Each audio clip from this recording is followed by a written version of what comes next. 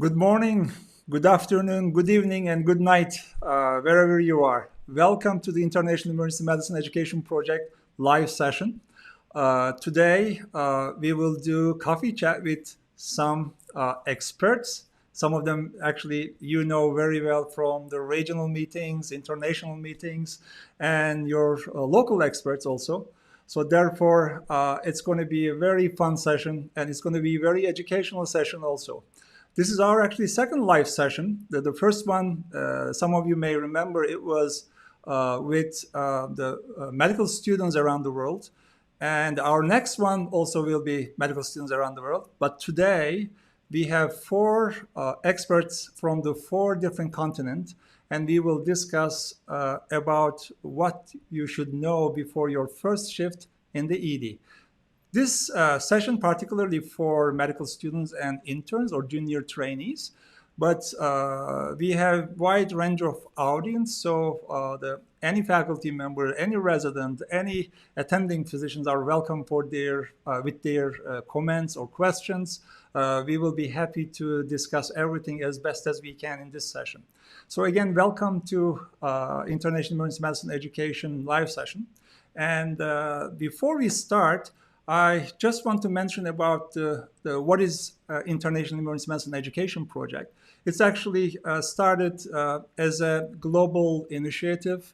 It's a collaboration to improve emergency medicine undergraduate education, and it aims to help the medical students around the world. It aims to provide multiple resources for medical students and also promote emergency medicine. At the beginning, there were two major institutions or organizations help us. One of them was iEM, International Federation for Emergency Medicine, and other one is the United Arab Emirates University College of Medicine and Health Science. After this strong start, today all regional organizations endorsed International Emergency Medicine Education Project, and we have almost 190 contributors all around the world. And what are our resources? If you never visit the one of this, we have two major resources. One of them, iEM-student.org, which includes our book chapters, topics, and blog posts, and infographics, the multiple choice questions for medical students. And also there are links to our video, audio, and clinical image archive. And all of them copyright free, so it can be used for educational purpose by anyone. And the major resource that we provide, it's a kind of social responsibility initiative, which is we open a free open access emergency medicine course platform because of the pandemic's effect on the educational activities in many countries. We have four courses which provided in this the website, which is iemcourse.org. Of course, the Twitter, it is our main source to communicate with our audience. We have video, the archive in the YouTube, and we also have clinical image archive in the Flickr, and also we share the sound files or audio files in the SoundCloud. So for example, today's session will be also available as an audio in the SoundCloud. All right, before further ado, I want to say thank for your all interest, actually. It's amazing the support we are seeing around the world and amazing contributors we have in the project. And it's actually growing the activity. It's very nice to see. But today, as a start of our fourth year in this project, we want to do that live session, and we want to reach out to multiple the regions around the world with the world experts. And this session is actually hosting for experts around the world. And let me show you the flyer. Maybe you saw already. We have four experts, as I said, Ana Paula from Brazil, and Gregor from Slovenia, and Russia from United Arab Emirates, and Joe from Ghana. All of them, the emergency medicine experts, residency trained emergency physicians, board certified physicians, and also they are into education all the time. And Also, you may familiar with the many of them in your regional conferences or international conferences, but today we are hosting them together in our platform. Now, I want to invite all of them one by one to the stage to introduce themselves, and then we will start our coffee chat session. Before I start, or before I invite them, I just want to say, grab your coffee and tea. This is not a lecture, didactic, or one direction communication. This is a kind of chat session. So therefore, we want you guys to share your expertise also in the comment boxes. So everything you share, we will be able to actually discuss if we have a time. If we don't have a time, definitely your comments will help to many students around the world understand this concept the better. And all right, and now I think it's time to invite Anna. Okay.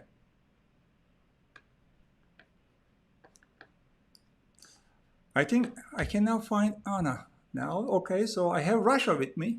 So let me start with Russia. Hi, Russia. Hi, Arif. Hi, everyone. Good morning, good afternoon, good evening from around the world. My name is Rasha Bouhmeid, and I'm from the United Arab Emirates. I'm an emergency physician practicing in Dubai. I'm also responsible for the medical student clerkship at MBRU, Mohammed bin Rashid University of Medicine and Health Sciences. Personally, I obviously love medical education. I love working with students and residents. And more specifically, I have special interest in point of care ultrasound. That's my biggest interest within emergency medicine. I'm very excited. I would like to thank Arif and the team for inviting me to be part of this live chat.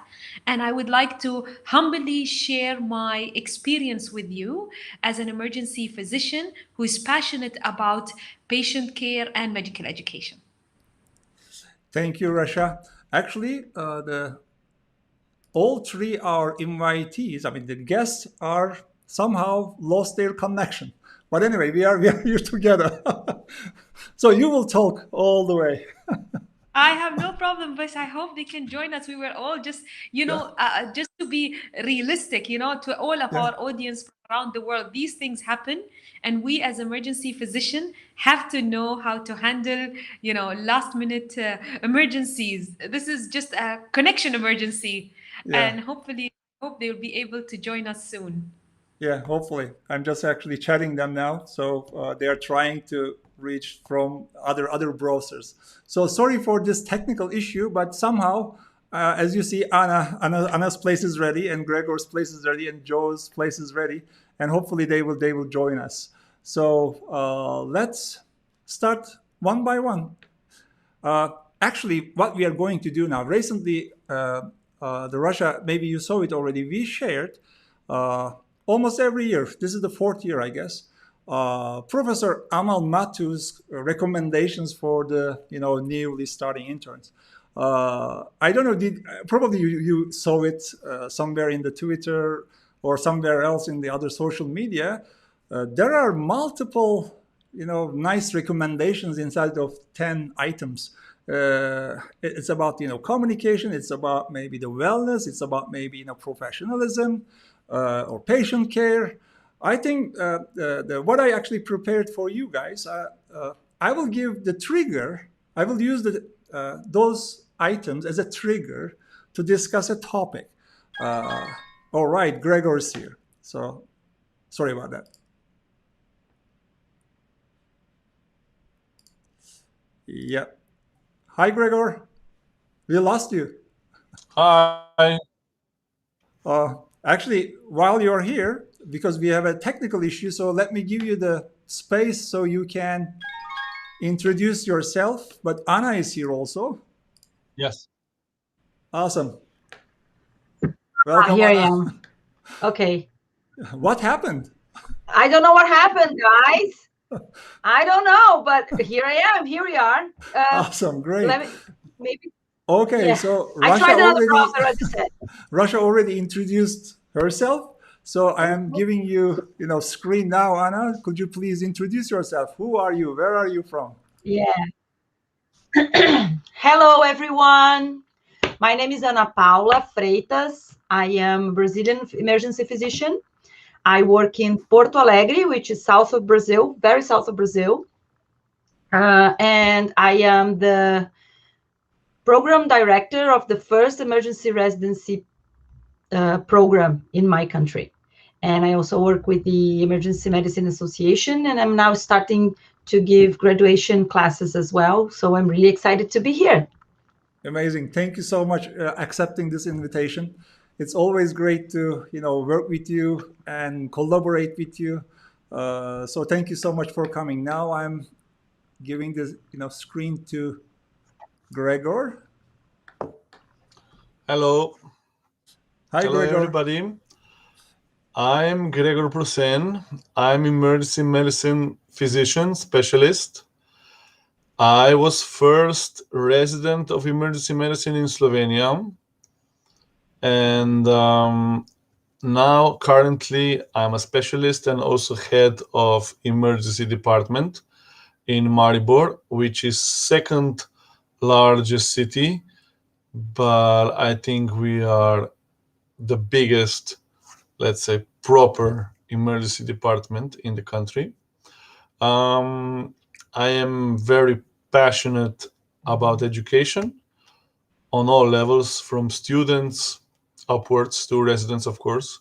So that's why I'm very honored and happy to be acquainted with this project. And thank you, Ari, for invitation.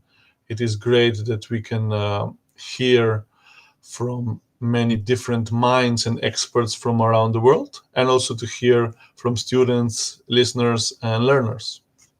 Thank you. Amazing. Thank you so much, Gregor. Thank you very much for accepting our invitation.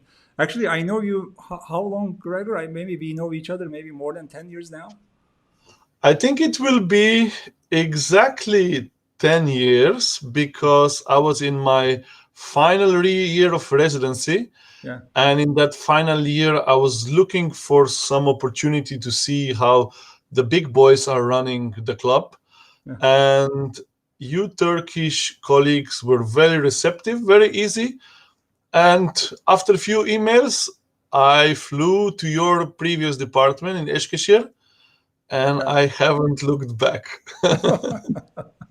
Well, I think it was a great experience actually to have you there also. And I already gave the space to Russia, but some of the maybe audience coming, new. So maybe Russia can give, short introduction again. Sure. Hi, everyone, and welcome back, Gregor. And we're waiting for Joe. Hopefully, you can join us. My name is Rasha Bouhmid, and I'm an emergency physician in United Arab Emirates.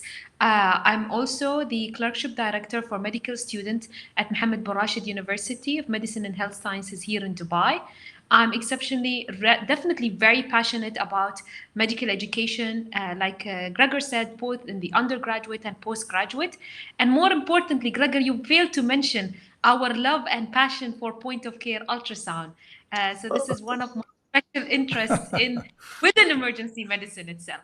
I'm very excited to be here to actually share my humble experience as a during medical when I was a medical student as well as an intern. And Arif, I think you're starting to talk about these the tips that we will discuss today. I wish I had them before joining residency because I feel this is precious advice that would have made a difference in my training. Amazing. Thank you very much again to you, Russia, accepting this invitation. Now we are still waiting, Joe, but I think it's better to start because it's all of us as busy as you are. So and also our audience also busy. They are medical students mainly. So let's start today's program. I was saying Russia before you guys coming again. I'm going to use the Professor Amal Mathus the 10 recommendations as a trigger for our discussions. I think these 10 recommendations includes many things from the professionalism to wellness or patient care to communication. So I know all of us has multiple and different type of experiences.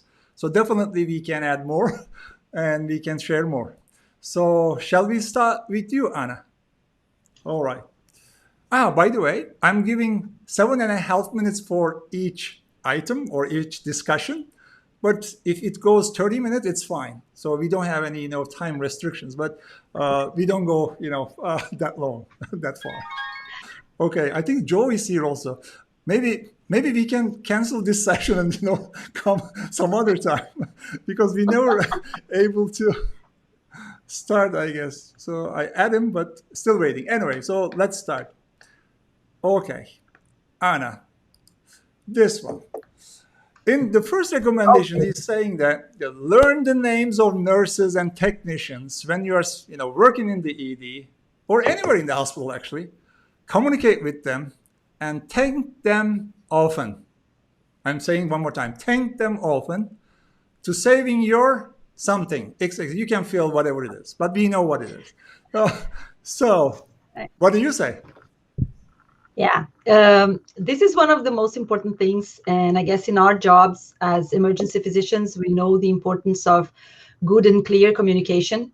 So if not for the respect, that of course, I think it's the first thing on working with someone or working together in a team as we emergency physicians do.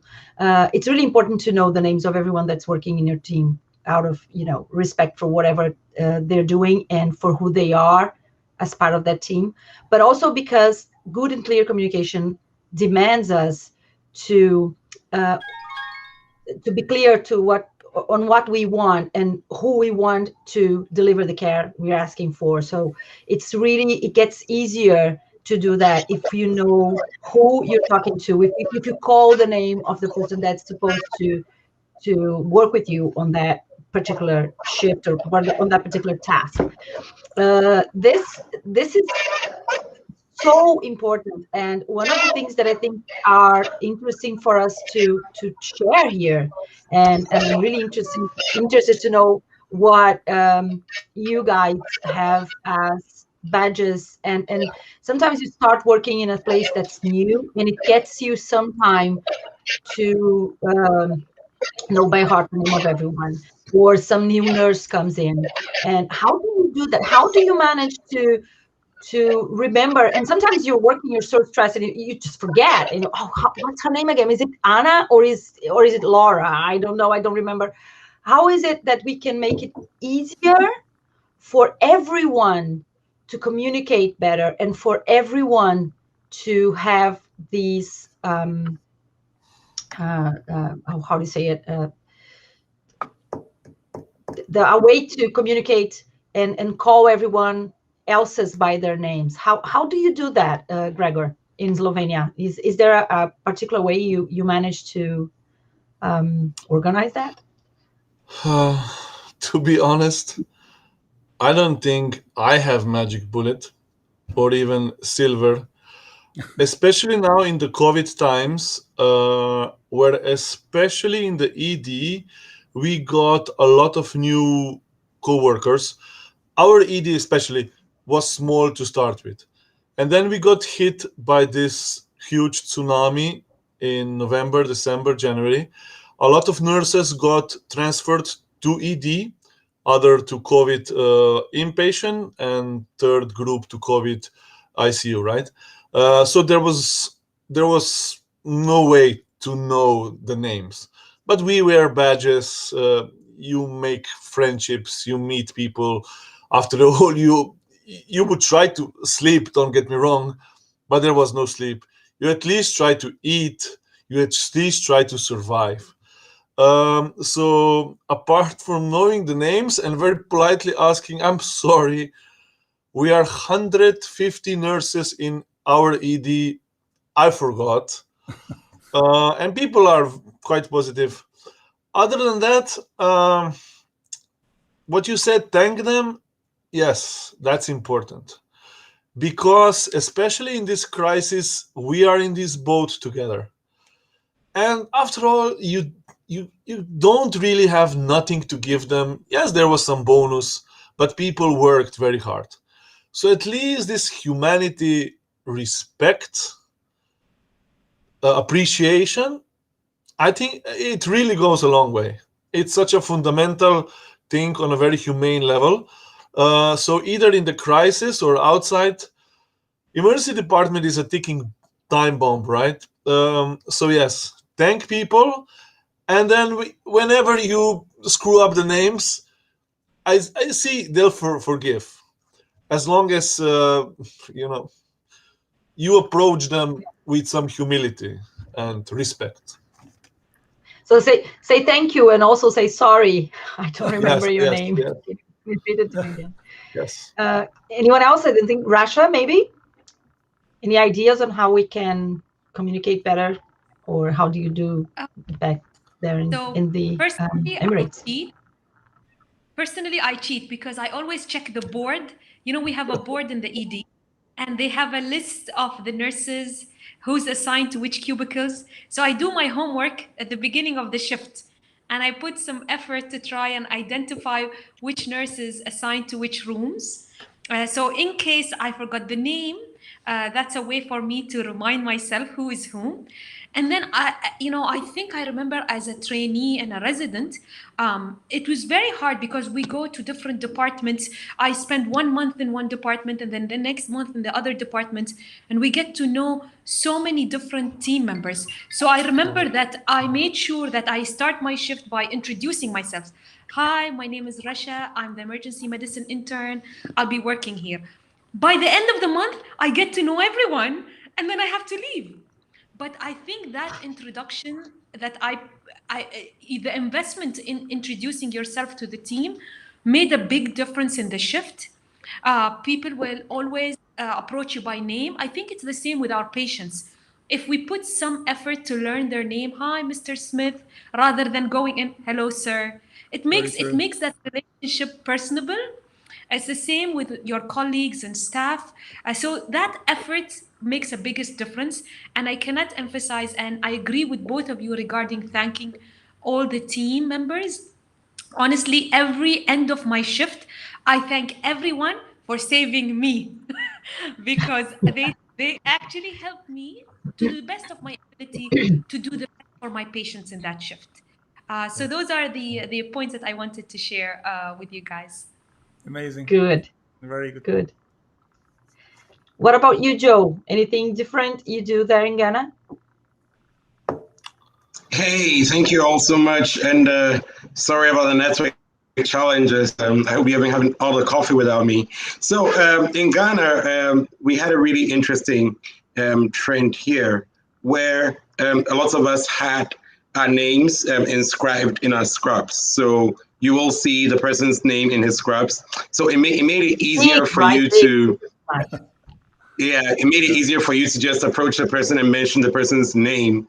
It wasn't too big though, so sometimes it became a little creepy walking over to somebody and just staring at their scrubs trying to mention their name. But that made it a little easier. But all throughout, it's become quite clear that knowing the names of your co-workers, not just our nurses and technicians, but sometimes some of our consulting teams coming in actually just made it easier for you to start your communication and be able to get your message across. And definitely, it's just the teamwork that really helps saves the day at the end of the day. Thank you. Yes, amazing. I think we are right on time. 7.5 minutes it took. I think we gave all our messages.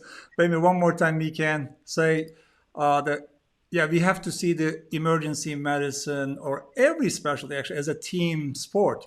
We are working with multiple professionals and everybody actually well educated, hard worker. So therefore, we have to appreciate their effort every minute when we are working anywhere.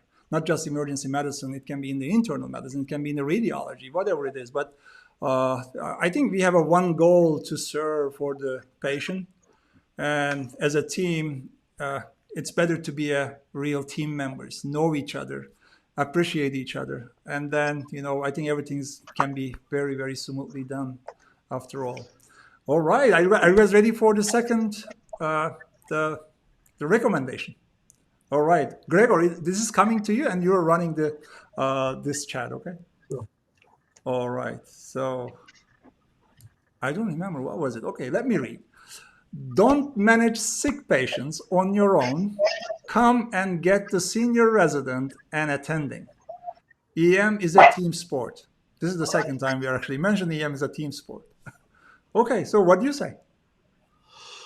Yes, EM is a team sport, but emergency medicine, as all of house of medicine, I would dare to say, is also hierarchical sport.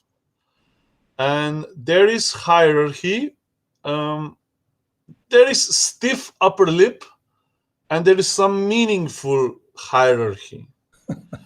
And as a student or junior intern, or maybe even junior resident, however you call it in the systems, definitely looking now from the eyes of attending or even the controlling consultant in the whole department, it really is important that the consultants, specialists, those whose name will be written under the whole process, that we know what's happening. This is one part of it. The second part of it is that you have to know your limits. Again, back to humility. It's not right. We are trying to provide care, best possible care that we can. So it's only prudent that we give care to our patients from the hands, or at least led by the experts or the most senior that knows what's being done in the ED. So it's simply not right to in any way deceit. So unless there is a mass casualty, I always ask very clearly that students get their patients in charge when I refer them, or any senior, and then students also have to refer any history, physical, or whatever, back directly to one attending. So this line of hierarchy, and line, by the end of the day, line of who's in charge and who's responsible. So line of responsibility must be very clear. So back to the third issue, I think in the end it all stems from the biggest issue in ED that I see, and that it's safety. It's nice to be nice. It's nice to have good communication. It's nice to have good hardware. All that is nice, but on the pecking order of what is probably most fundamental, I would dare to say, is safety. And safety only comes if the process is safe in itself.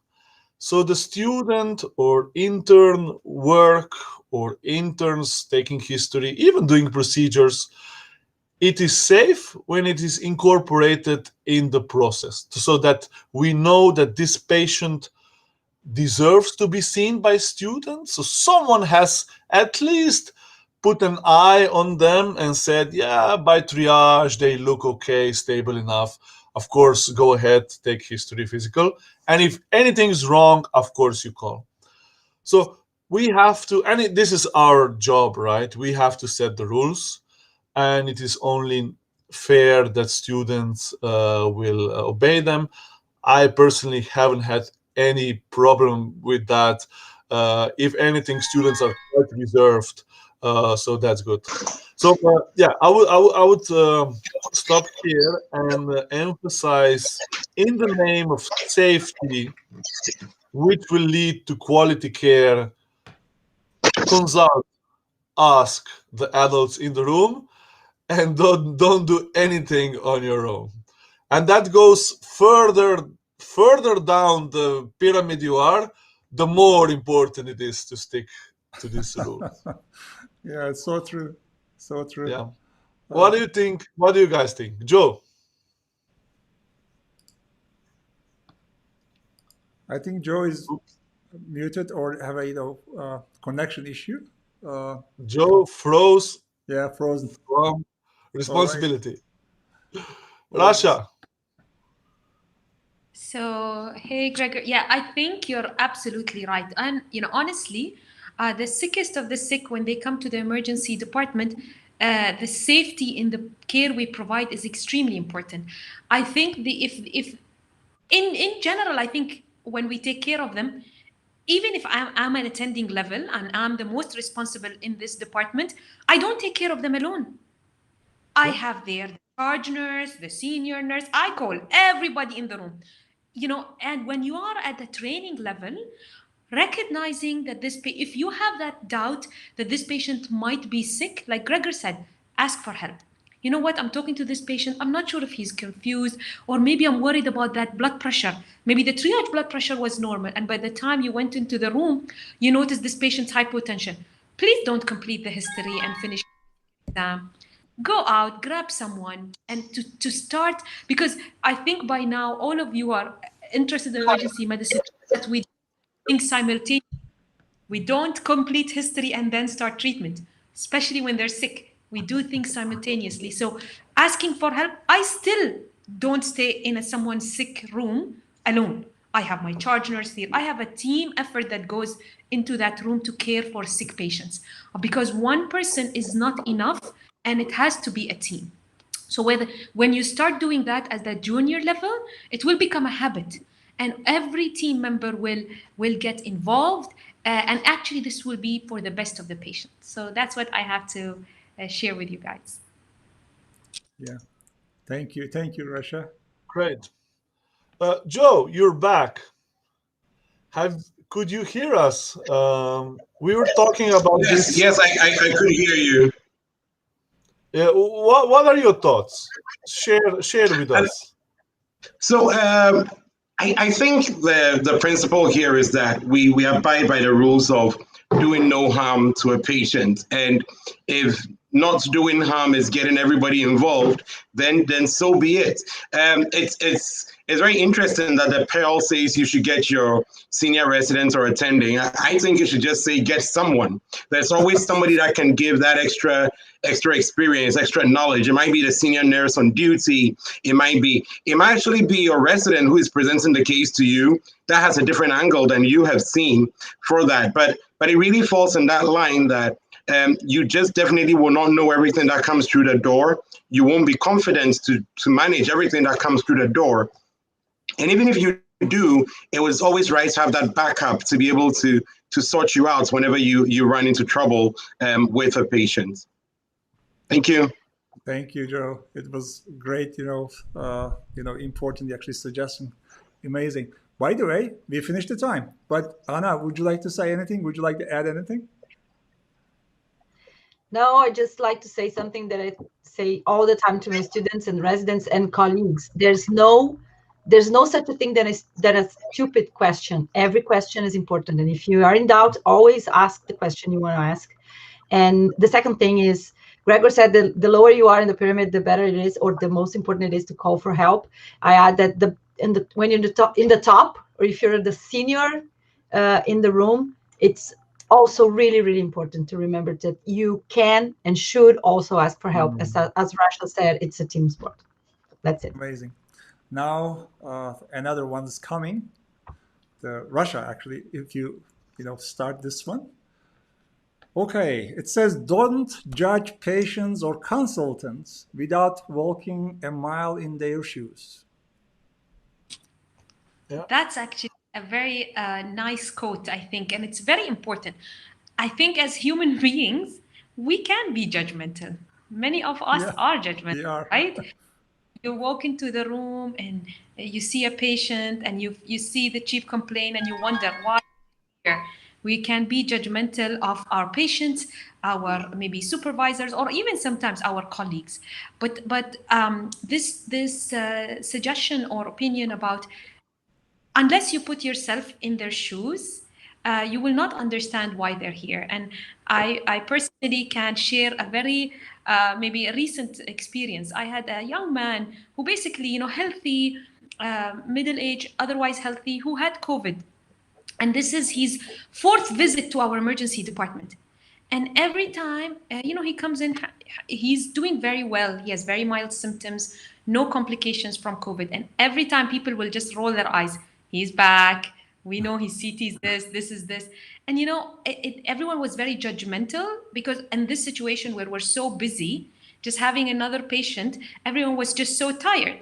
But I was like, okay, Rashid, maybe we should step one step back and try and identify what is the reason, address that.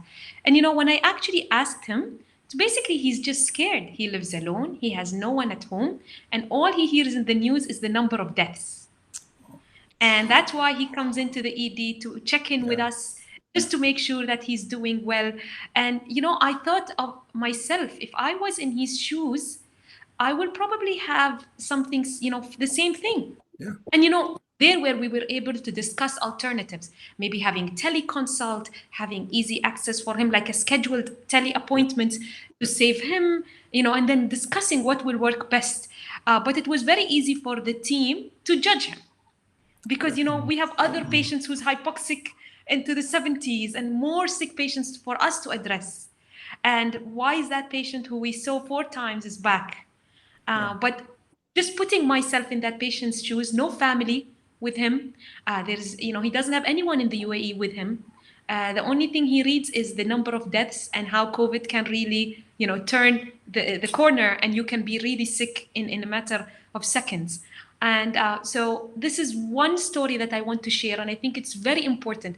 Even when it comes, you see this when it says about your consultants. I remember as a trainee, I always wondered, why did they do this? Why did they do that? Why did they order? Why did they cancel my order? And I took it so personal. And like Gregor said, there is that hierarchy who is more responsible at your training level for your patients. And maybe your consultants or supervisor will take some such decision for the best interest of your patient. And unless I asked, I wonder why you canceled this or you did things differently, I will not understand. And I won't be able to put myself in my supervisor's role. So this is a great general rule. Don't be judgmental to your patients, to your co-workers. Ask if you're wondering the discrepancies and maybe just inquire to learn more. And I'll stop talking here and I will see if what my colleagues from around the world have to say about it. We'll start with you, Joe. Okay, I think Joe is active now. Yeah.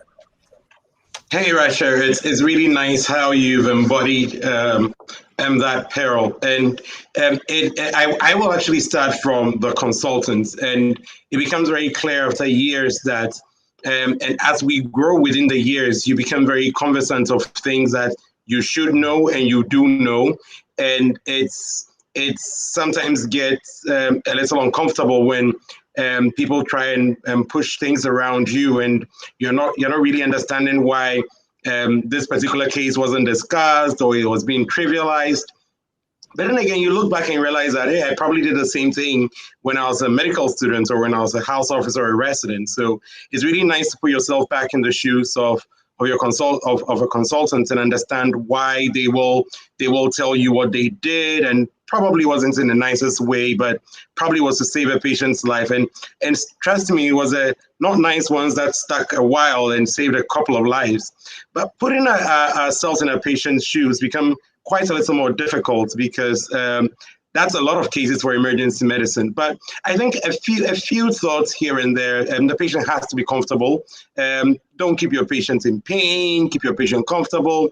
Try and answer questions as much as you can.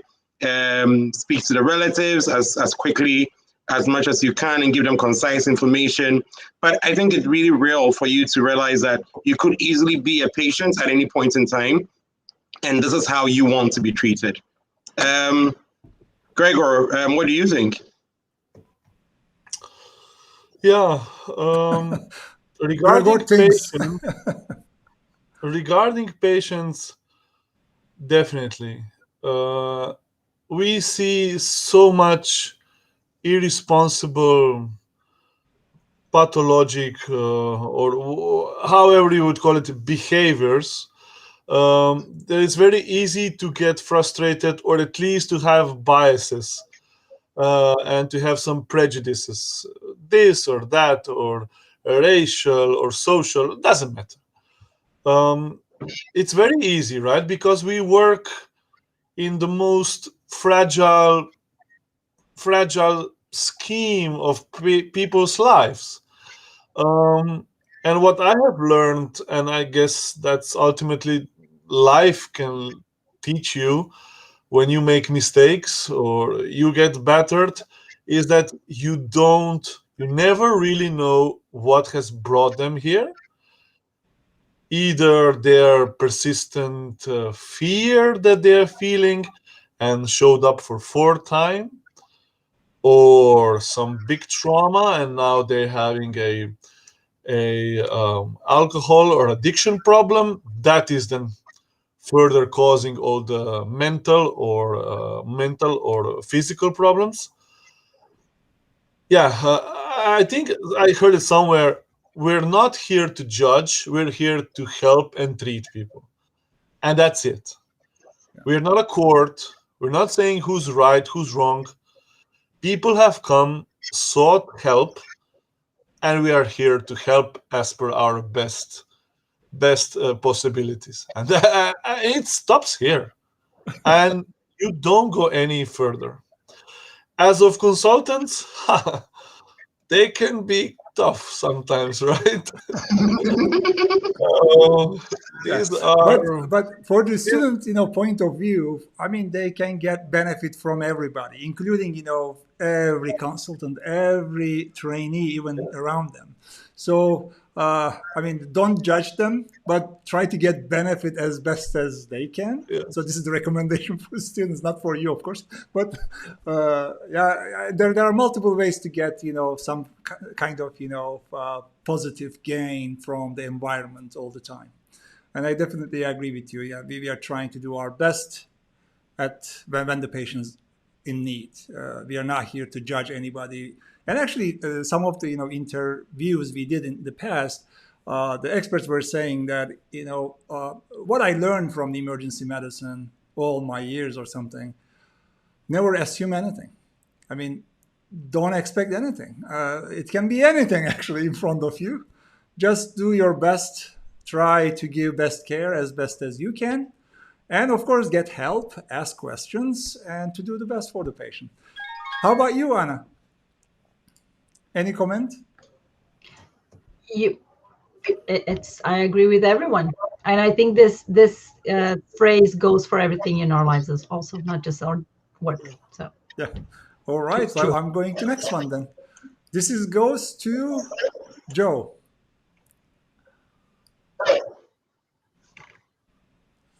Okay. One day, Peter Rosen, which is a very well-known father of emergency medicine, as far as I know from Canada, said nobody woke up this AM to come to ER and decided to ruin your day.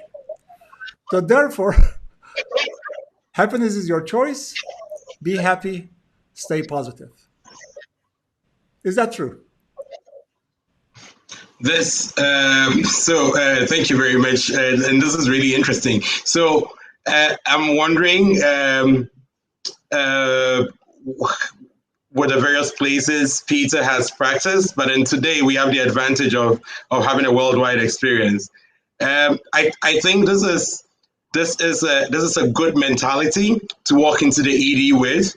It probably would disappear in the first 10 minutes of walking into the ED, because it becomes quite difficult when the first person you meet is probably the security guard that's worrying you about a badge for entry, or it's a patient relative that shoves you out of the way, or it becomes quite difficult to stay extremely happy in the emergency department. But I think the peril of this is that the happiness comes from the joy of what we do. And this stems from knowing you should be there and this is what you want to do. The passion of walking into the ED and knowing that every person that is there requires my help and I'm capable and willing and happy to be able to do that is what would probably keep the happiness. Definitely nobody decides to have an emergency to make your life difficult. Their lives are equally as difficult when they come in with one emergency or the other.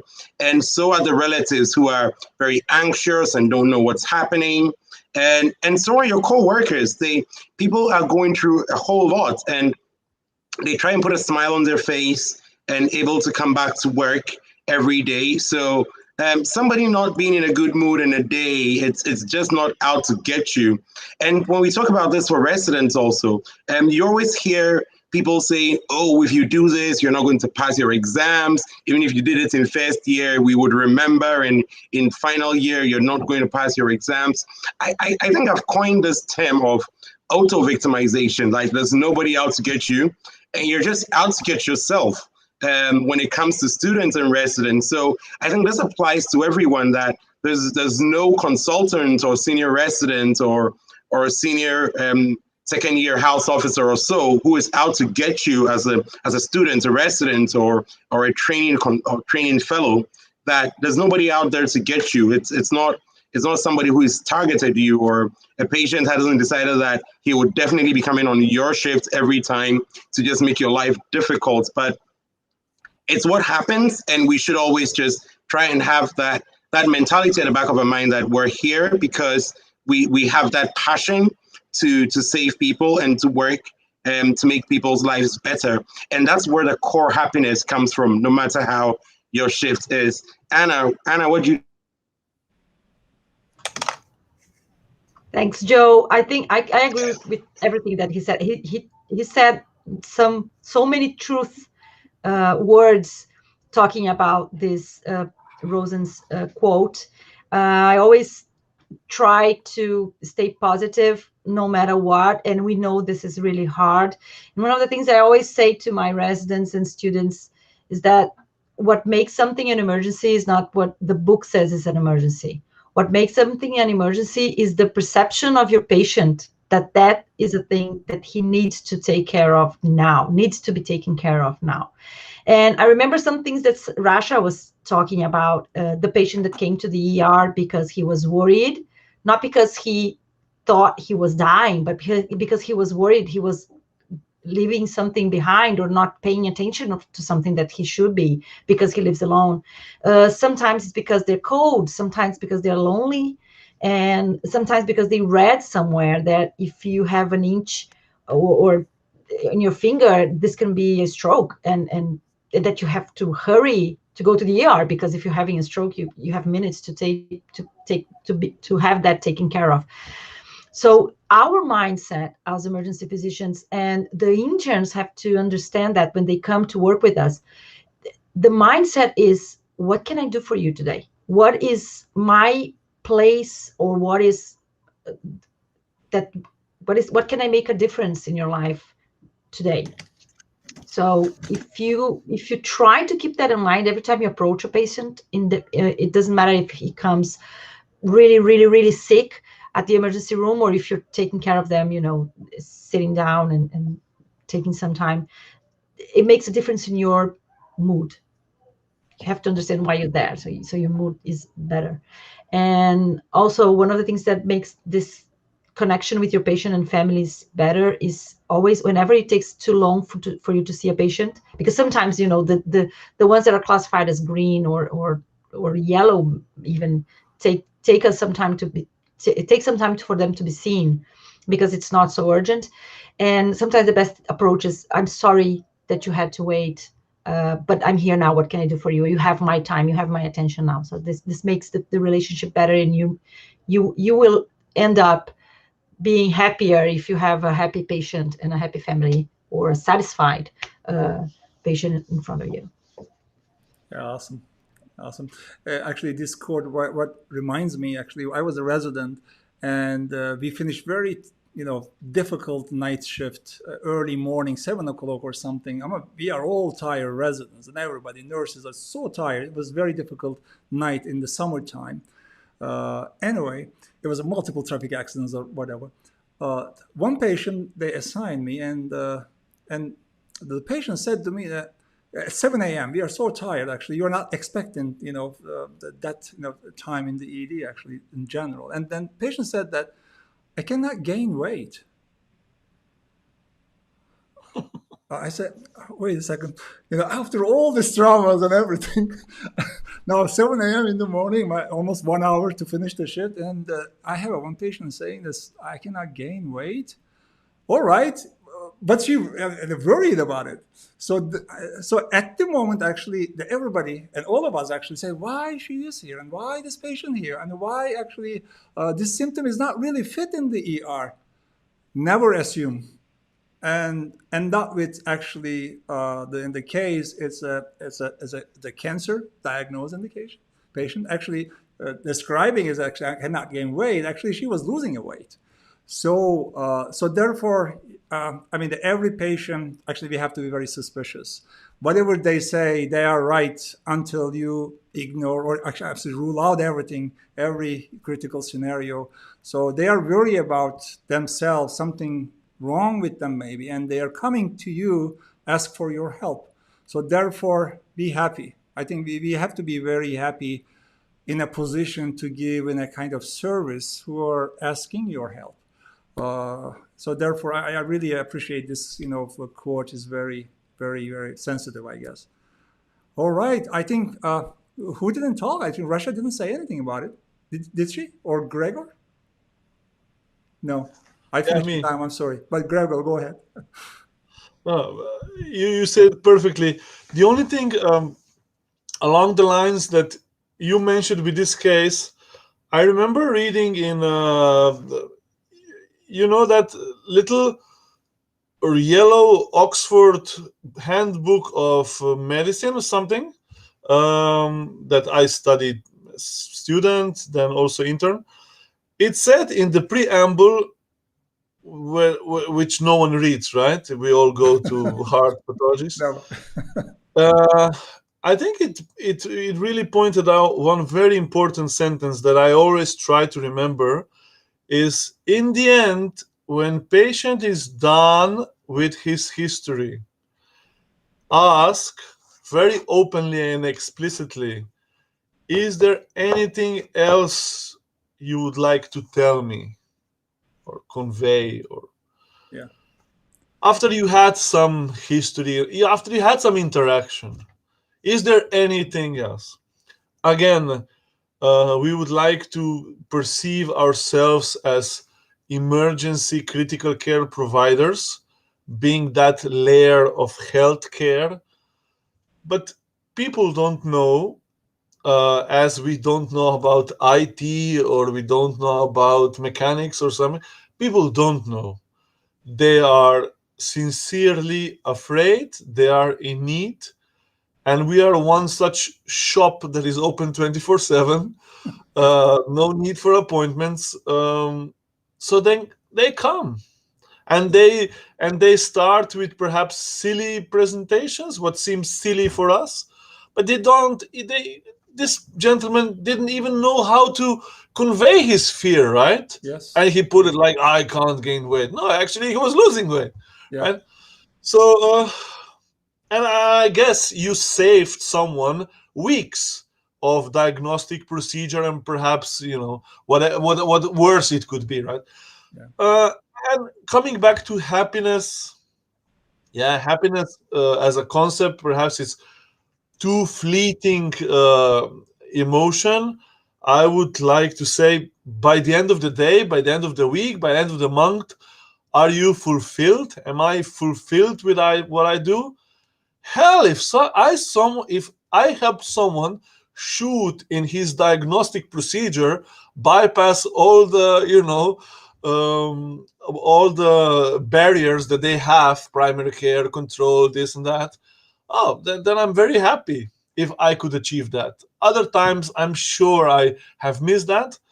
But by the end of the day, okay, that's one that's one positive thing I brought to my community, my humanity, and yeah, this is why I went to school for 30 years, to help people. Yes, yes, you're right. You're right. Anything from your side, Russia? Would you like to add anything? I just don't want to take. I know the time is over for this quote or this suggestion, but I just want to add one thing. I think I want to emphasize what Gregor, Joe, and Anna said regarding our passion for emergency medicine and being fulfilled and satisfied. Honestly, as an emergency physician, I love working with positive colleagues. And I think all of my colleagues, almost all of my colleagues in the emergency department, doctors, nurses, technicians, secretaries, administrators, are all generally have that positive attitude.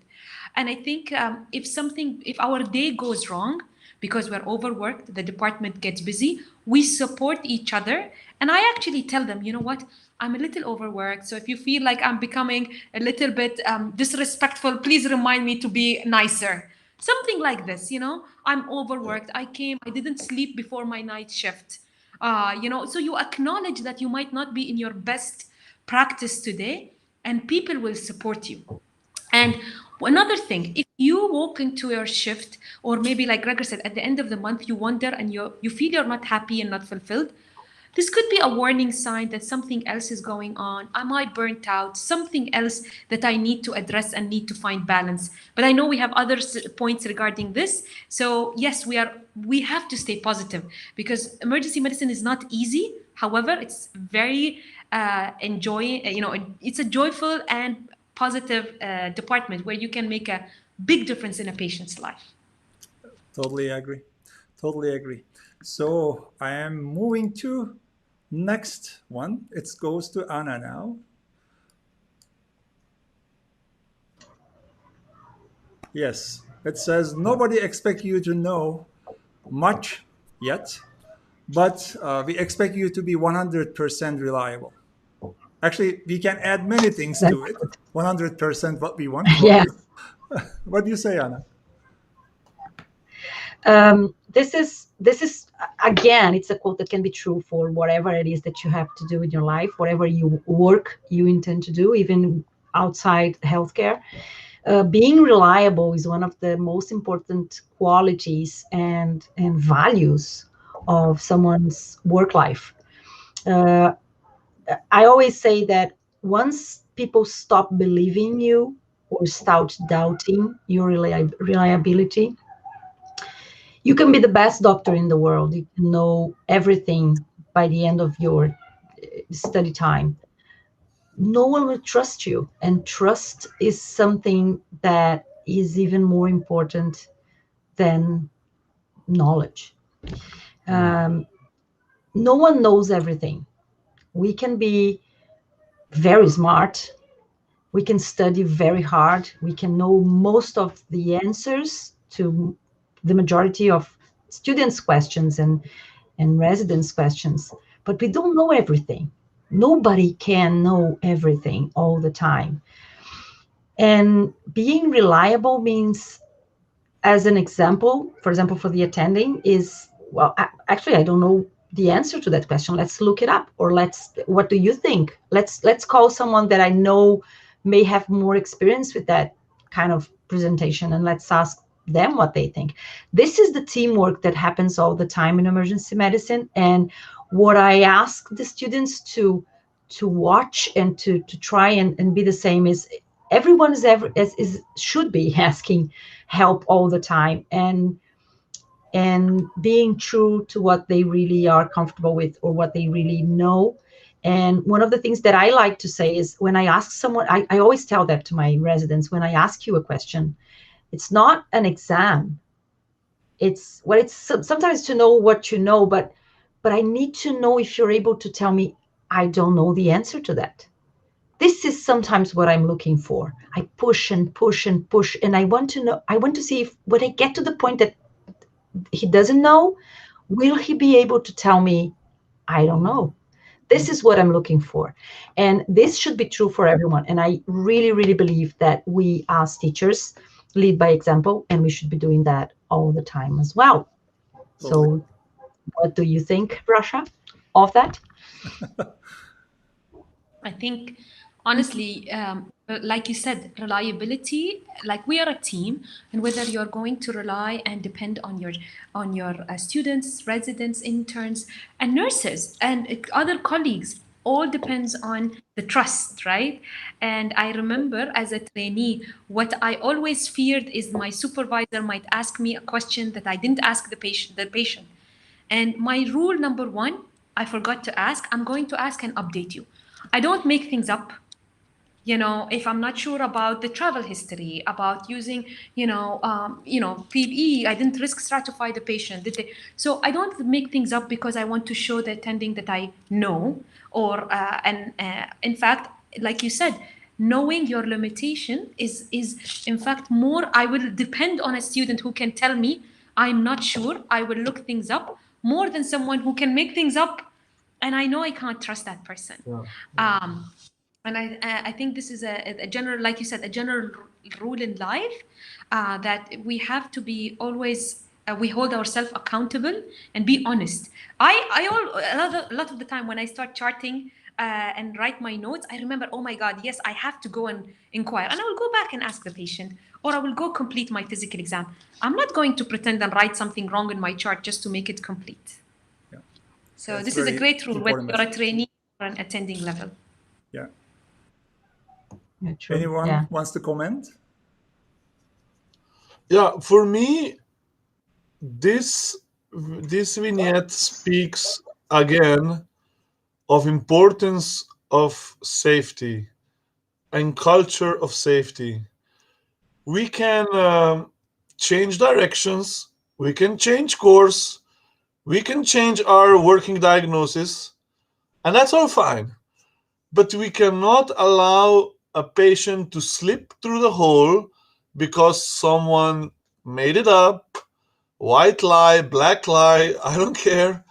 Uh, I'd much rather have a second year student who knows nothing, but I can rely to him, even to fetch me a glass of water or whatever. But just to know that where I am, because then together we'll figure it out. No worries. But we have to rely on each other, and this is what it says: reliability. We are like whole of society. We rely on each other for everything. Every patient goes through 7 8 healthcare providers, right? From triage to student, resident, attending, nurse, technician, radiography, something in radiology, and we all rely on each other for honest, concrete informations, even if they're not good or if they're not. But even to know, I'm not sure what this is. That's better than to say, "Oh, it's a gallbladder. I've seen it and it's okay." Yeah. Yeah, it's true. So back to safety, because we are sending people home, right? We are sending people home. They can potentially die. Yeah. It's no small matter. These are not scripts, text, judiciary materials that we can elaborate again in 2 weeks' time. Yeah. People go home and die. So Yeah. patient safety, it's very important, Patient.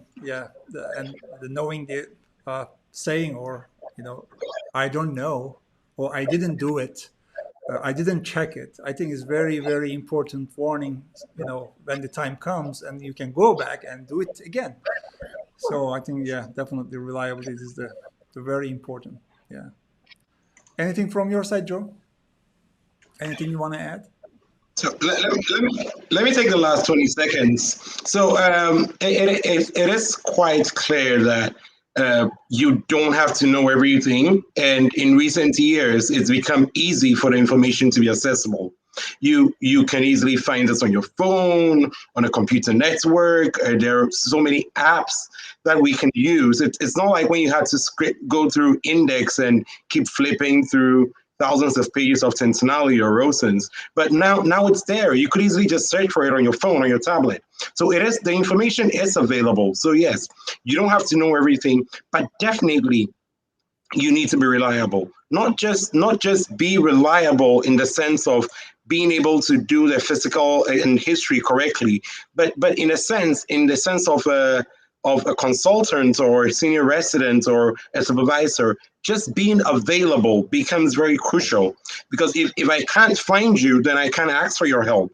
And that becomes very crucial in the night shifts where the ED is busy. Just try and remember that you should have to walk through all the other zones, and just remind people that if you do need me, I am available. This is where I am. Do you still have my phone number? Call me if you can't find me. And that really becomes crucial as a senior person who is on duties, to be reliable, be available, and to be very open for everybody to talk to you, not just about the next patient, but for them to be able to tell you why they're feeling that way about their shifts. That also becomes very necessary to make us build a solid team. Thank you.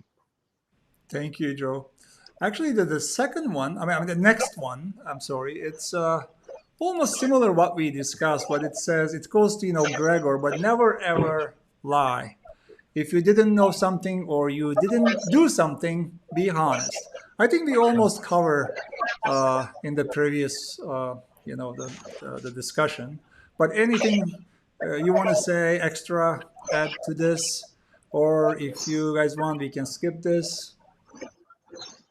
No. I guess beside the point that it's not nice to lie, okay. In ED, it's a matter of life and death, or can be a matter of life and death, period. Outside, yeah, we can lie or cheat on ourselves, but not patients, not where we work, not where we are trying to save lives, or at least what Joe said, not to bring more harm. So this is it. Yeah. I think it was repeated with other words for a reason, because this is crucial.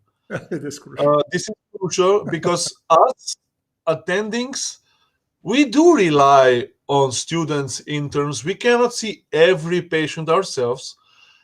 Yes, sure, we can ask strategic questions, so I sort of confirm, but there's no way I can see 30 patients that went through these 12 hours, right? So yeah, this is crucially important, and I would just say, amen. This is it. Yes, true. It's true. If Arif, you will allow me to share a story. Yeah, So actually, I had a trainee, and basically this patient, we had a female patient with abdominal pain, and they were presenting basically the pelvic exam, and no, actually they presented the physical exam, and I assumed that the pelvic exam was done. It's a young female with lower abdominal pain, and my question was, oh, how was the pelvic exam? And the answer was, oh, it was normal. So I go back and like Gregor said, you go back and check and just, update the patient. And I let the patient know, the tests are this, your pelvic exam was normal. She was like, no one actually did the pelvic exam. So, this is going to just break that trust and reliability between you and your supervisor, even your patient. Yes. Because, if me as a treating doctor and a team come and tell me something wrong, she will question the care that is provided. And since then, I always peek, I always double, triple check behind that person, because if, I could have easily said I didn't do it, rather than make up things. And like Gregor said, I think all of us agree, there's no place for lying. Even if we make mistakes, it's okay to admit those mistakes. We will find a solution, but not to lie, because Gregor emphasized it comes to patient safety, and in the ED, patients' lives are in our hands. As much as we can, we have to protect them. Totally agree. So just share the story. I never forget. That was a good one. Yeah. All right. Anyone wants to add anything, or can I move to the next one? Sure. All right. So I'm going to the next one. All right. Want to get smart? Do two things. Read up on at least one patient every shift. Ask a lot of questions to your senior residents, attendings, faculty members, and consultants as best as you can. So, how is true? It's so familiar, actually, but what do you say?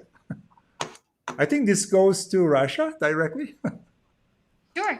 I think this is early in my training. My mentor said, don't leave a shift without identifying something you want to learn, because learning from your patients is the best learning. I will always remember things that I actually remember from a patient that I saw than a textbook that I read, right? So use your clinical experience to make the best learning experience for you. I tried to identify, I want to specifically remember the antibiotics for pneumonia. So make your even the objective and the goal achievable, because as a resident and interns and students, you will be busy, and your reading plan, obviously during residency you must have a big reading plan, right? You need to go through the book Yeah. cover to cover, and I can Yeah. tell you it is very important, because I never imagined I will see a case of tetanus or rabies, right? They say these are rare, at least here. But Yeah. trust me, one of the first patients when I came back to the UAE as an attending was a tetanus. And I was like, is this really what Rosen said? This looks like what Rosen said. And if you not go through the book, at the end of your training, you will lack that knowledge. So that's given. Having a big reading plan during your training is very important. But reading about your patients, I think, has a different flavor, because it will always stick with you. You will always remember it. Regarding asking questions, a lot of questions, some shifts this is possible, especially if you have time and it's not busy. Other shifts it might be very hard, so don't be discouraged. In fact, you can ask the questions yourself, and like Joe said, there are so many apps, tablets. Maybe you can find information and share it with your team, and you say, you know what, I looked it up to date and found out that this antibiotic is better than that, or this treatment.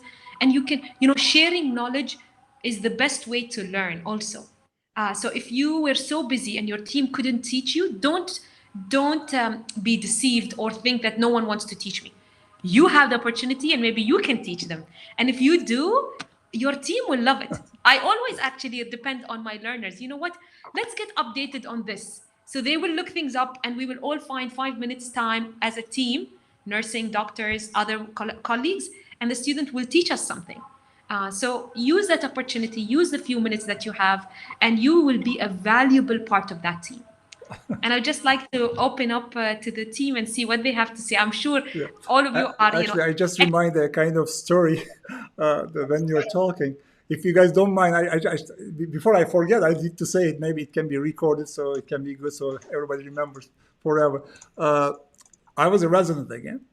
And that time, of course, we had attending physician faculty members, but the team were so small. It was a first program in the country. And late night until morning, we don't have any attending physician supervising the emergency medicine residents. And there was that time when I was a resident, cell phones were not there. So it was very difficult to reach someone late night and ask for help. And of course, we have, other senior residents and other, consultation, the group of doctors and everything, but none of the, faculty members from emergency medicine.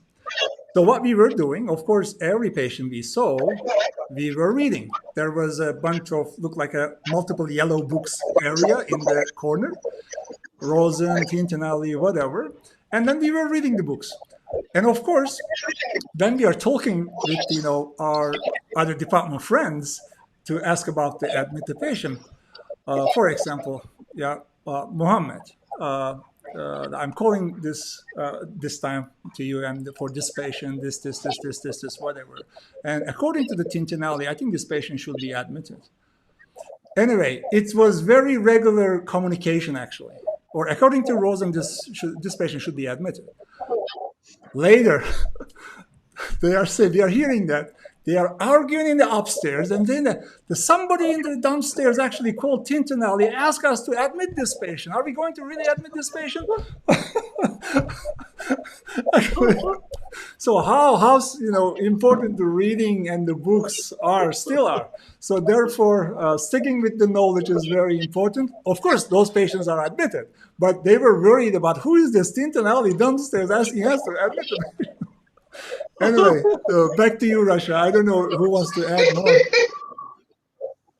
That's an awesome story. You know, I was going to tell you, did Rosen and Tintinelli examine the patient? Almost. Anyways, yes, exactly. How about Gregor? What do you think? Yeah, I recently read a very, very good book on how we actually learn. And everyone can check at their website, these researchers into the psychologists, and at thelearningscientist.org, they present six ways that we actually learn. And they say one of them is spaced repetition, retrieval practice, elaboration, interleaving, concrete examples, and dual coding. And what is mentioned here in this quote is two very important methods out of the six.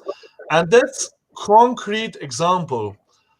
It's crucial that you see this patient with tetanus or pneumonia, because it will be your experience. You can read 20 times on it, but once you see shocked patient or tetanus patient or whatever patient or ectopic pregnancy, you will know, and this will be something where your brain, like a scaffold, will build on.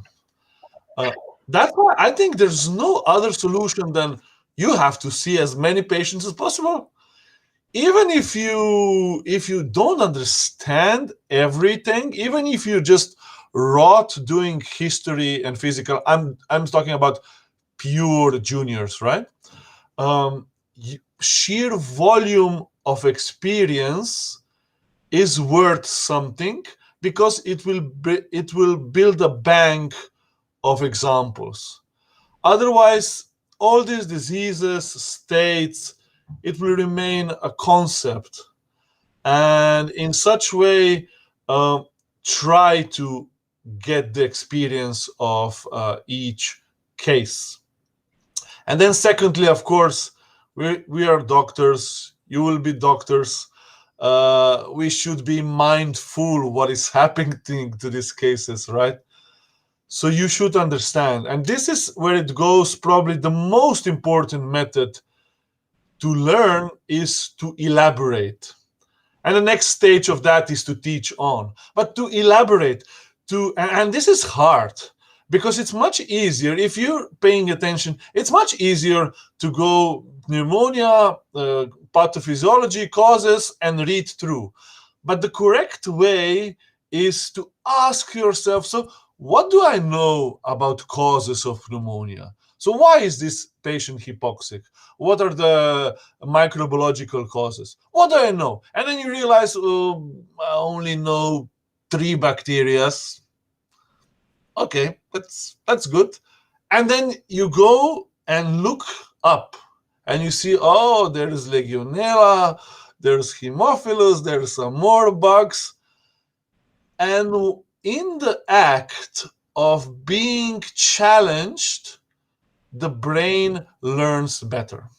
Yeah. There's actually, Arif helped me out with this educational concept of test augmented learning or something like that. The fact is that all these review tests, we should actually be taking it at the beginning of a rotation of semester, be primed of all many things that I don't know, and then learn and soak up. Yeah. It's actually the wrong way we are doing studying for the exams to show some, numerical proficiency in something. So I think in this regard, assessment, test taking, quizzes, even if you don't know, and they are much harder, of course, because you have to think, this is the actual value of challenging yourself. And similarly, asking residents or attendings, ask and connect the dots. Because back to what Anna said, I always thought that I would be the biggest and the baddest doctor if I will remember and memorize both Rosen and Tintinelli, right? That it will somehow, explode into a firework. But then I realized the factual knowledge is fairly useless if it's not connected with other dots that you already know, right? Yeah.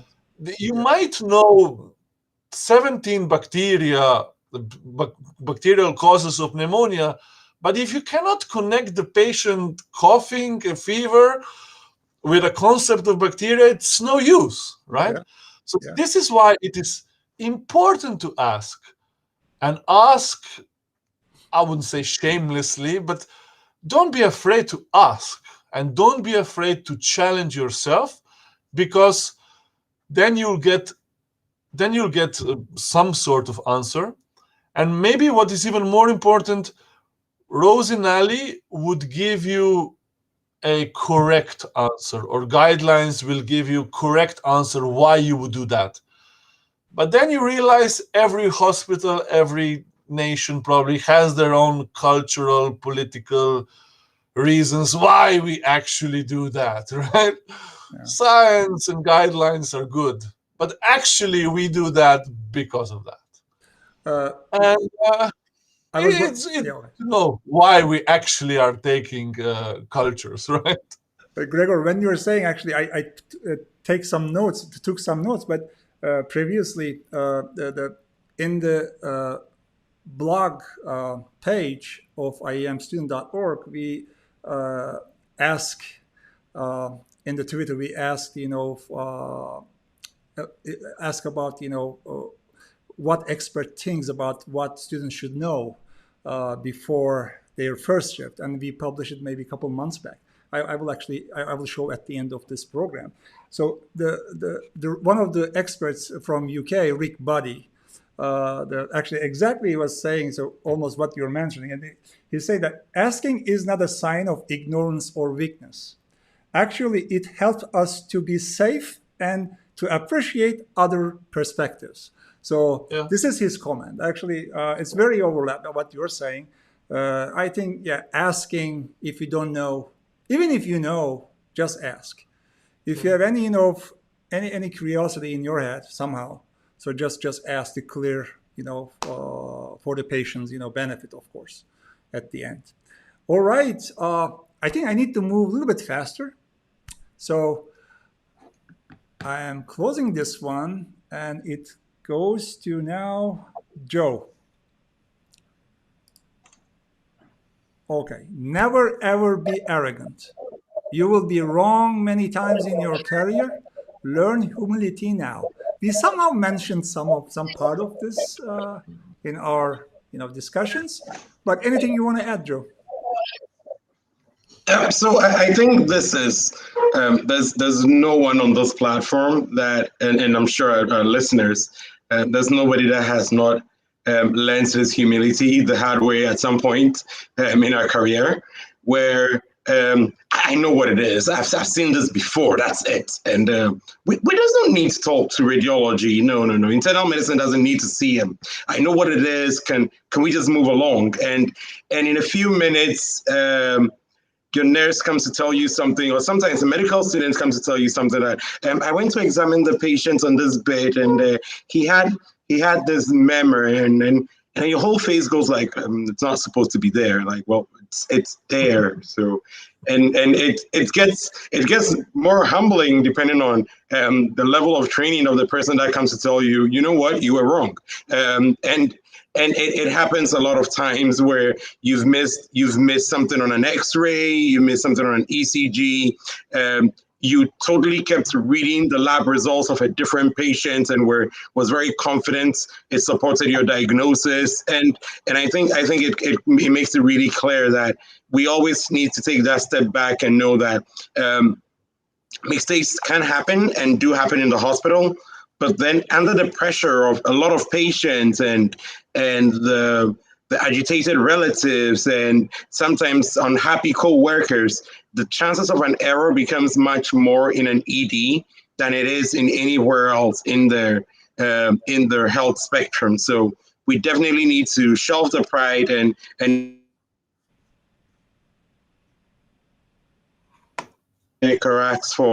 ask for more information or ask for a second opinion from a junior, from a medical student. Say, can you check Oxford Handbook? What does it say about this? Could you just check this on your phone? Can you cross check the dosage of this medication and not just be arrogant about it and say, I know all of it and I know I'm right. And speaking from my perspective as somebody from Ghana, and this cuts across when you have visiting attendants who come up, and you can clearly see that those that are here and are there to respect the knowledge of others and say, what do you think, ends up leaving with a lot of knowledge, rather than the ones that come and say, well, this is what is done in the UK, this is what is done in the US. We will listen to you, but then nobody affects your orders. And even if when they're true, just the arrogance doesn't let the knowledge translate to the patient and helps the patient at some point. I have done very well. I did not move the clock by even 1 minute by speaking. No, this is my problem. I forgot to just start clock, but you were so good. What do the rest of us think? I have to say something. This goes with the other idea we were talking about. Whenever people ask questions, it's not only to make them learn or to help them learn, but it's also to sometimes open another door or way of thinking. And this is teamwork. One of the things that I like to do is ask questions myself to the students and to the residents to help me understand what's going on, and also try and see if they come up with another idea that I hadn't thought of. And also one of the things that I usually do, and this is even if I'm sure of the diagnosis, I always ask for a second opinion, always. Or my colleague or the nurse that's taking care. Do you think it's all right? This is my way of thinking. What do you think? Anyone that I can, that's with me on that field or taking care of that patient. That helps me train my humility and helps me understand that I'm not going to be always right. It's not always my way of thinking. And most of the times, our patients are not little boxes with chapter titles on it. They have multiple or various ways of presenting different diseases, and sometimes they have more than one thing happening at the same time.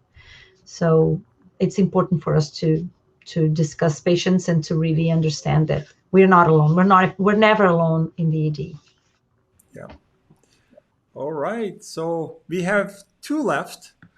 So the next one will go to Anna, but I will show it to you, but I have a small surprise for you.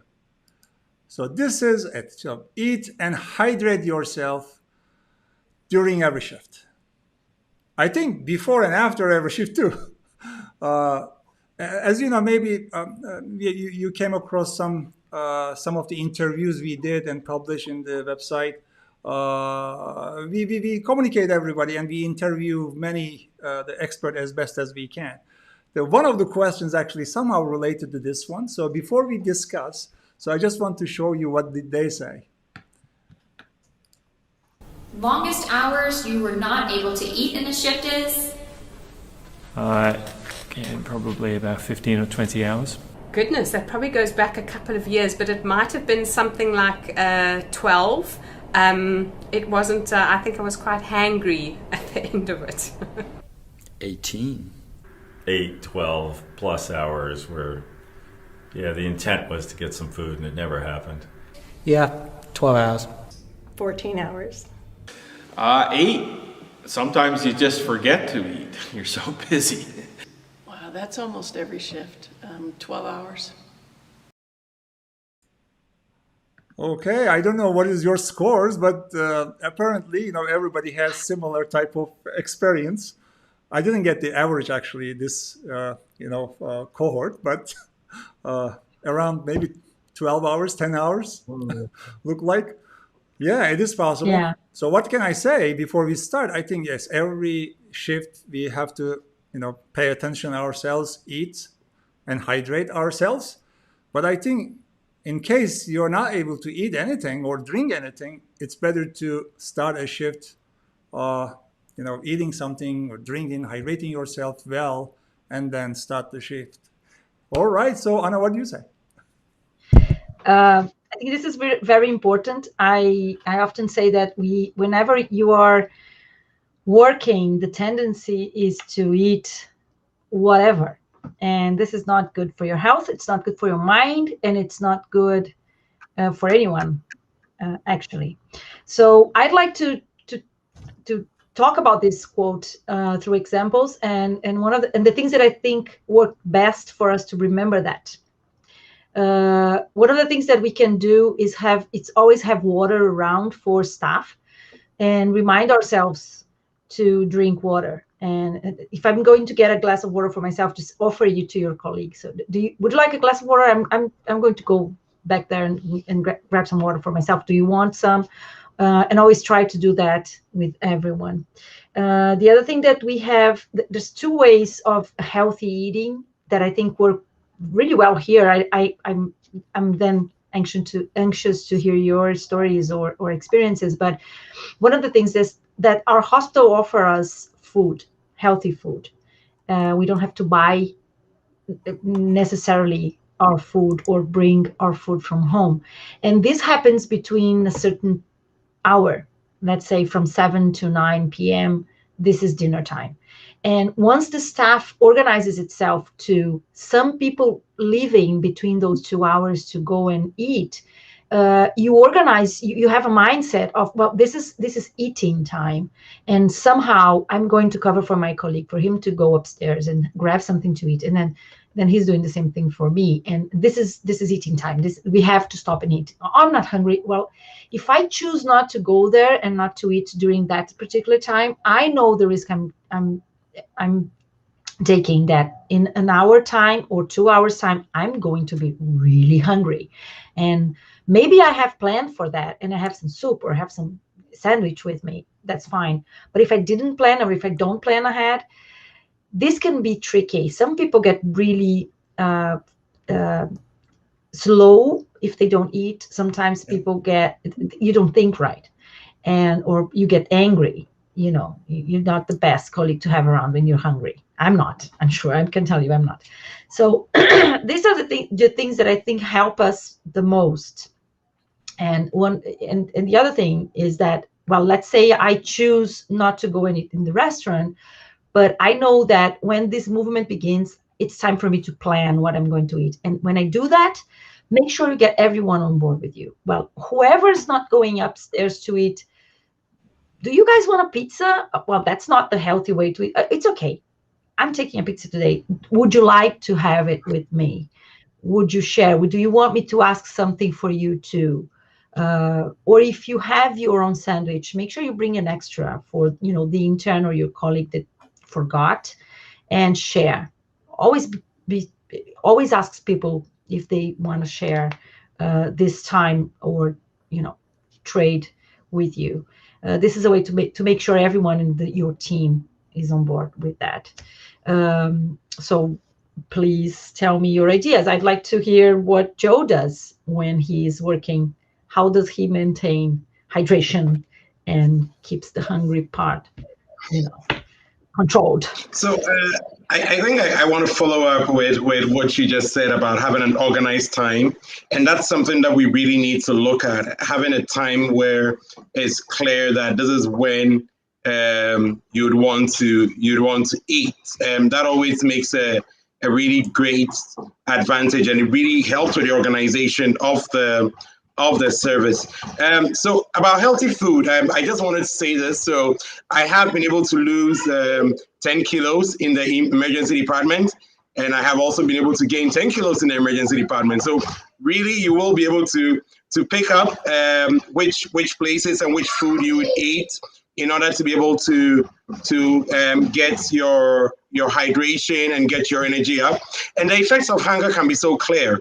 The effects of hunger can be so clear that you get angry during a shift. And there was a shift that I had to eventually apologize to my resident that sorry for a bad shift.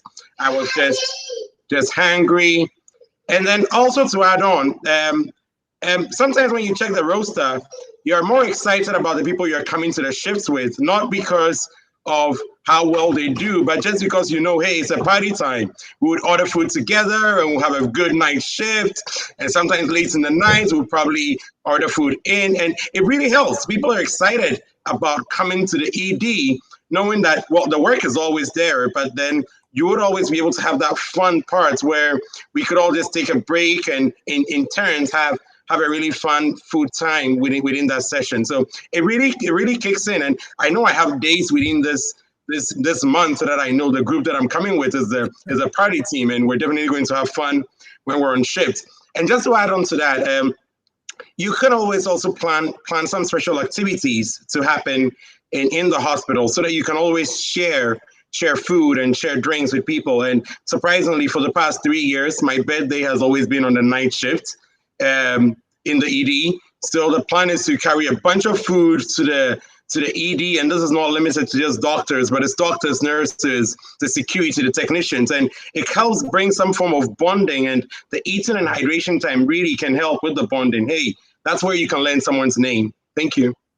And you can learn, who is the best cooker in the team also, and then you can ask more in the next. That's true. All right. So, any other comments, or can I move to the last one? All right. So, it comes to all of us, but starting with Gregor probably.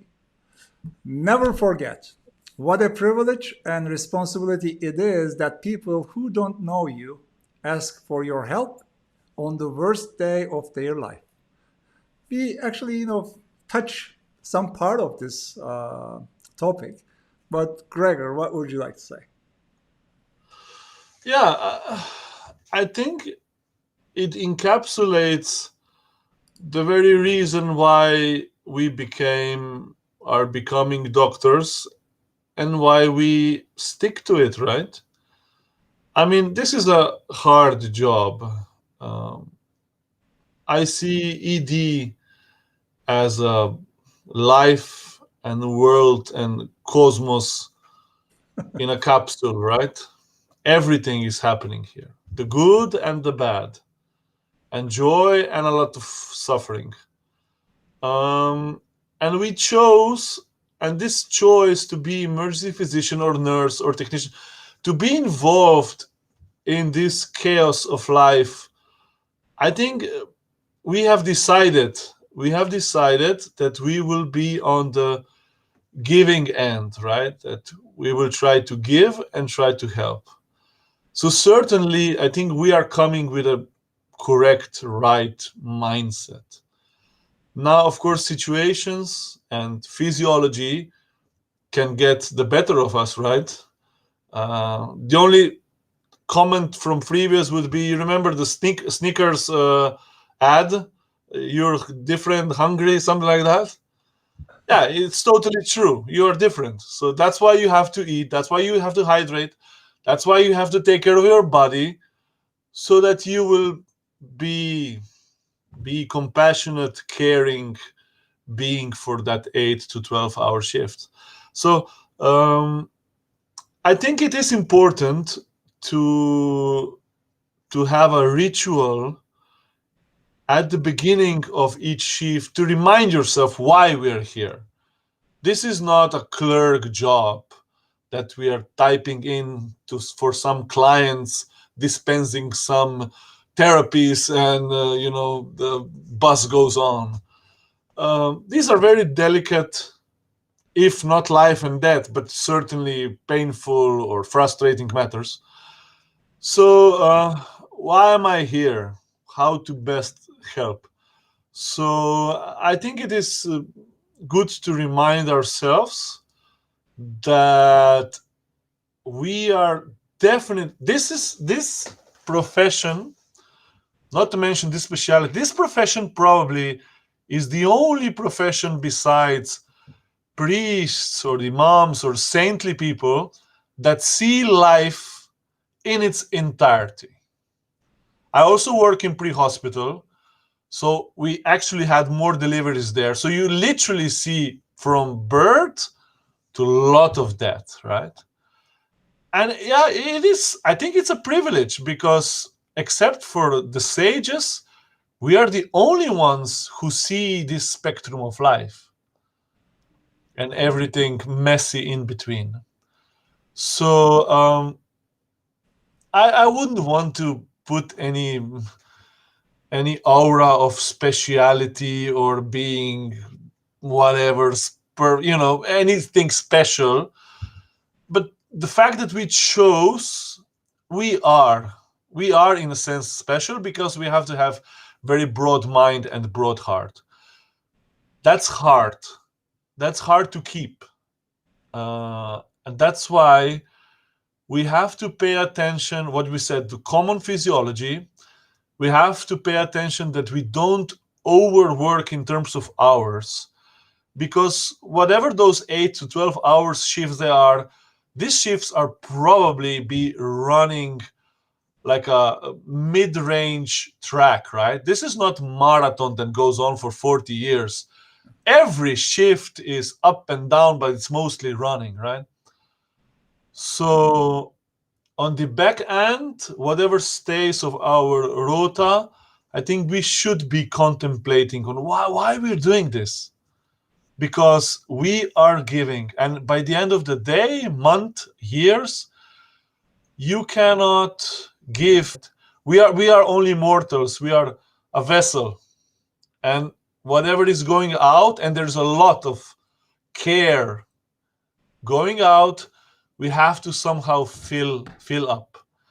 And one way of filling up is to appreciate what a great work we are doing. We are here for people in time of their biggest needs, of their biggest uncertainties. That's huge. That's it's borders to saintliness. I honestly believe so. So it's good to remind yourself, this is what we do. This is what we chose, and it can be a lot, right, to put on your shoulders. It can be a lot. Definitely. Well said. Yeah. Any other comments from Anna, Rasha, Joel about this, topic? He said it all. It's and what it is written here, it's a privilege and it's also a responsibility. And if you please read everything we have been saying until now, it all comes down to this. To taking care of ourselves, taking care of our teams, and making sure we do the best we can and all that. It's all because we know it's a privilege and it's also a responsibility. Okay. Anything else, Rasha, Joel?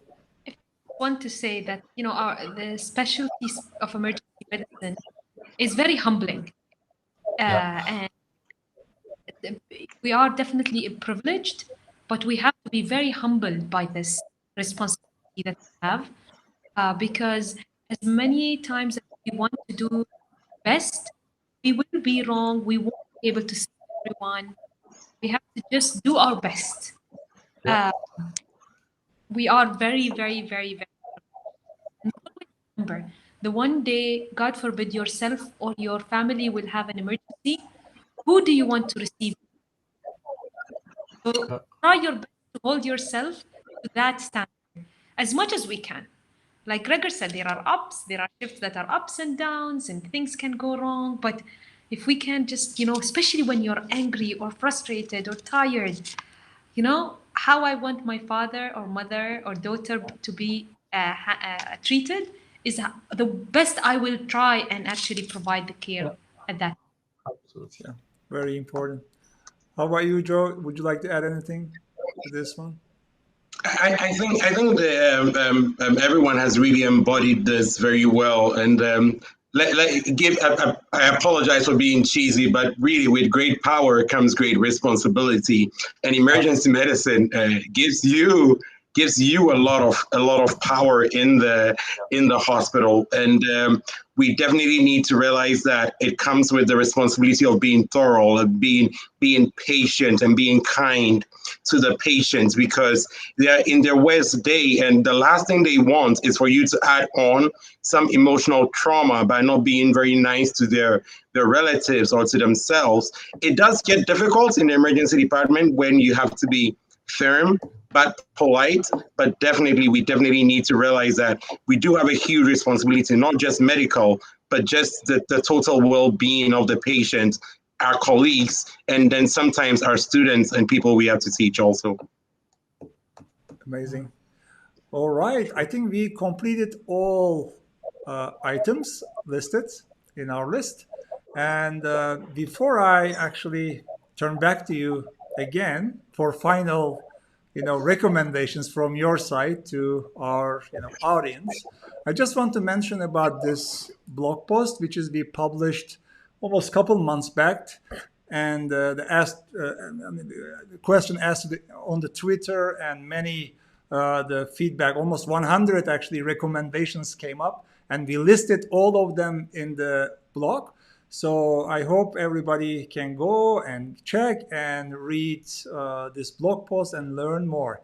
And all right, for the final words to close the session, what would you like to recommend from your side?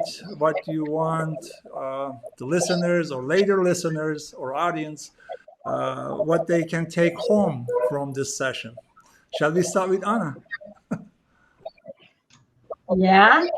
So first of all, I'd like to say it's a pleasure. It has been a pleasure to talk to you all. It's a privilege to share and to listen to what everyone here has to say, your experiences and your thoughts. And it's really interesting to see that we all have similar problems and similar ways to solve these problems.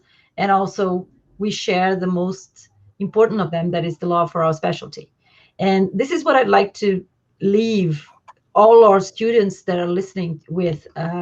You have to love what you like before you can be any good at anything. So if you're going through the ED because you have to be there, it's part of your, student graduation program, embrace what you're doing, try to learn with everyone that's around you that's going to be doing that forever, and try to get a little bit of their satisfaction in what they're doing and taking that into account when choosing your specialty. And if you're coming as an intern or as a first year resident, make sure you take everything in and give everything you have into what you're doing while you're doing it. Be happy with what you choose, and be responsible with the pleasures that these things come and give you. Be the best you can.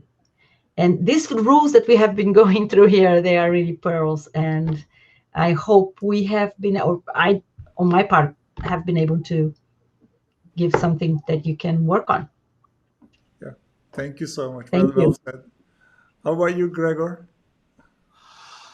Yeah, I'll speak, let's say, I'll speak to future few students who will be coming to our ED this summer.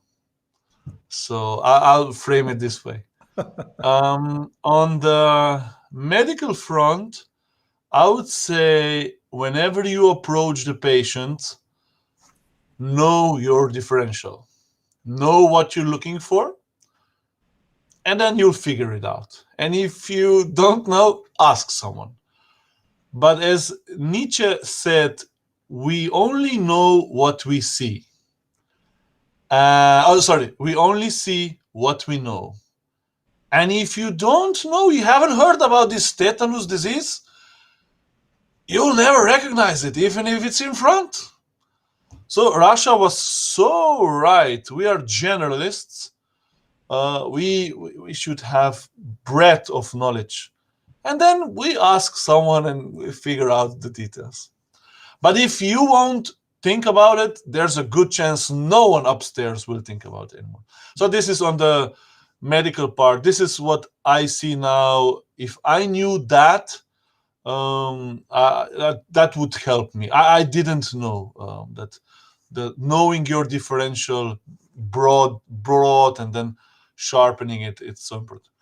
And on a personal level, I would say if you're any bit interested in EM or any other specialty, whenever you go visit, rotate, be the student that goes that extra step for patient. Because this will drive a behavior where you will be more thorough, where you will not say, oh, sure, I did physical, but then the pelvic wasn't done. But you will have a correct mindset that even if you haven't done it, just sure, you go back and do it. Because what you mentioned, Arif, what I see sort of a pattern is people fall through cracks.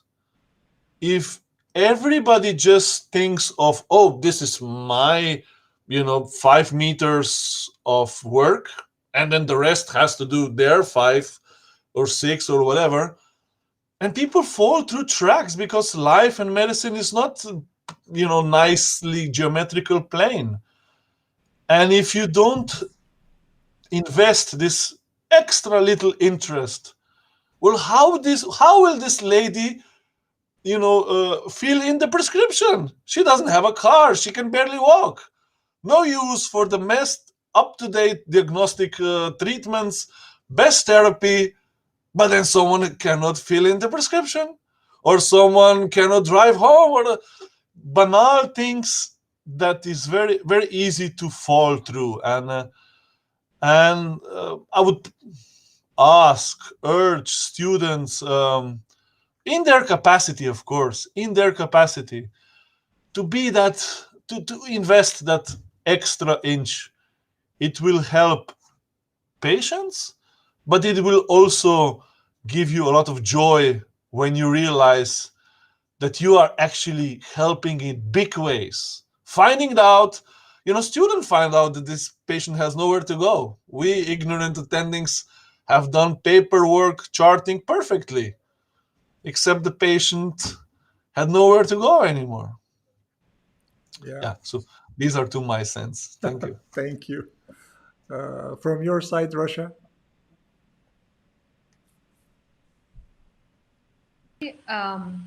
I want to first thank everybody. I really enjoyed this conversation. And I think I want to share with you something I learned from my mentor during training. When I first started, she told me, I will share with you, if you Google 10 things that require zero talent. And if you take these 10 things as a rule, you will do great, not just in your training, but in life. And these 10 things are being on time, making an effort, being energetic, having positive attitude, being passionate, using good body language, being coachable, doing a little extra, always be prepared, and have very strong work ethic. They require zero talent. I think if these are very similar to everything that we talked about today, but this will be my take-home points, that if you can stick to these rules, you will not be wrong. Perfect list. And they don't teach this stuff in the medical school, by the way. It comes by life, I guess. Maybe it depends on your, primary school teacher. it start there. I don't know, from family and Oh, everywhere, or absolutely. your friends actually. Oh, it's very true, very true. Thank you so much. It's very nice list. I'll use him on my actually students too. Great. How about you, Joe? I think first and foremost, really appreciate the opportunity to be here, and really thank you all so much for the depth and knowledge.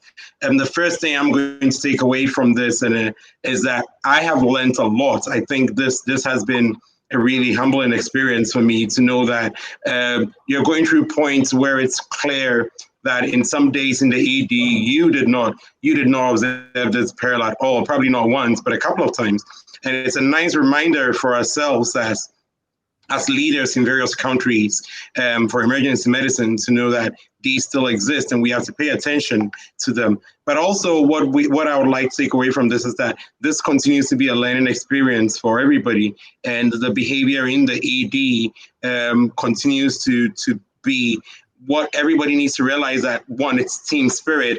There needs to be a lot of humility when you're there. And as much as possible, as Gregor said, at the end of the day, you should be fulfilled with whatever you're doing in order to progress. You should be happy to be in the ED, and there should be opportunity for people that are not really happy to be there because they have to be there, be able to give the opportunity for people not to be in the ED if they don't think that's where they want to be, because it is hard work and you need to have that passion to be in that space, to be able to go through that hard work and not go home traumatized yourself and just have to refer yourself to therapy or so afterwards. But overall, I think there's a lot of joy in being in the emergency department for anybody that's just thinking about it.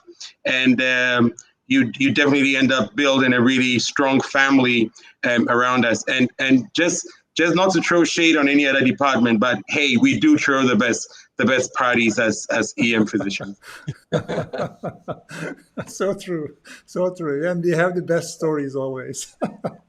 Yep. All right. I think maybe, I don't know. Do I have to say anything after all these, amazing comments? But what I say to my students normally, and I will say, who are listening us now, I'm telling them you can learn medicine one way or another. You can learn every, emergency medicine related, actions, topics one way or another. I just want I ask them. I just want you guys to remember one thing when you finish this rotation, which is 4-week rotation we have, and don't forget.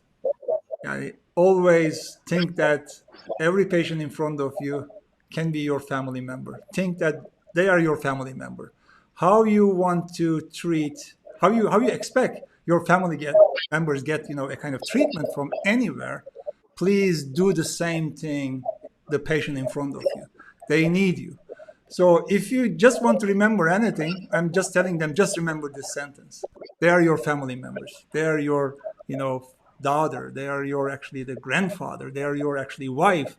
So what you want for your family, do it as it is for every patient. Then you will be very safe physician, actually. I guess. I don't know. There are a lot to say. Don't go anywhere. I will show 2 things and come back and we will wave hands and then say goodbye. All right. Don't go. All right. I just want to mention one thing. Please, you can subscribe to iEM-student.org and iEMcourse.org website. So, and you can also follow us through this Twitter to get multiple information about our activities.